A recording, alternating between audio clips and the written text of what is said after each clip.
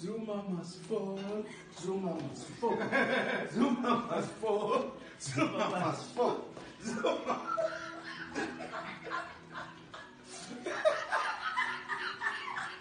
Nganza kuyiti khona indaba phakathi kwaMnumzane Jacob Zuma kanye noMnumzane Fikile Mbalula ngisho ngoba kuwo wonke ama interviews kaMnumzane Fikile Mbalula kuhlale kukhona ukuthile azokukhuluma ngoMnumzane Jacob Zuma. Angiqale nje ngobingelele ngwamukele le channel Maswidi Mina Production.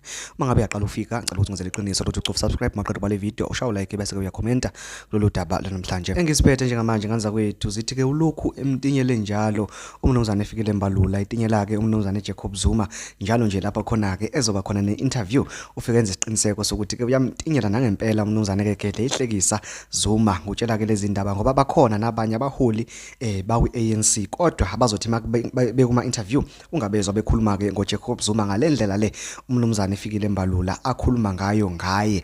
Njengamanje ke usetshele kabezindaba ukuthi ke uMnumzane Jacob Zuma ubulawa kudideka akazi nanokuthi ke lezi hlalo akayitholile lezi hlalo akanazo eParliament akaza nokuthi ke uzozenzani uthi nje ukufakazela lokho ukuthi ke akhethe uMnumzane Dokotela John Hlophe ukuba ke ahole umkhonto wesizwe eParliament nokuthi azamfake futhi ke kulabo ke abahlulela amajaji okusho khona ukuthi ke udelela umbusazwe lapha ke eMzansi Afrika akazi nanokuthi awenzeni lama seats anawo eParliament yena nje into ebekade efuna ukuthi ke awise iANC. Ngicela nje ukuthi uyizwele ngowakho ukuthi ke uyibeke kanjani inkulumo mangabe usuqedile wenza iqiniso lokuthi ucofa subscribe ya like bese ucomment asibane ku video lanelayo. Ngiyabonga. Zuma decided to break the ANC and divide it, and it's not going to stop about it.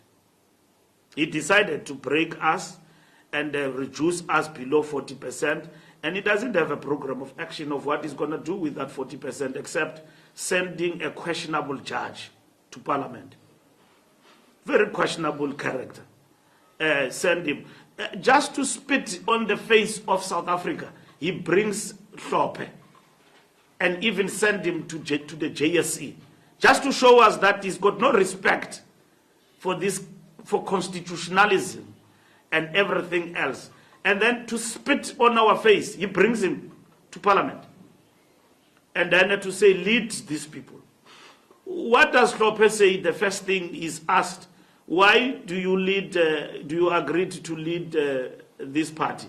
He says, no, it's because they embraced Zulu monarchy. And then I'm proud Zulu. That is what we call how we characterize ethno-nationalistic ideological characterization of this party. He doesn't say, I'm happy as a Democrat to participate in the discourse and to lead a party because that party does not have a meaning except a grievance. And even when he speaks, he's very angry. He's very angry. Ramaphosa is a liar. He doesn't know what he's talking about. His speech is not written by him. What does that have got to do with the content of taking South Africa forward?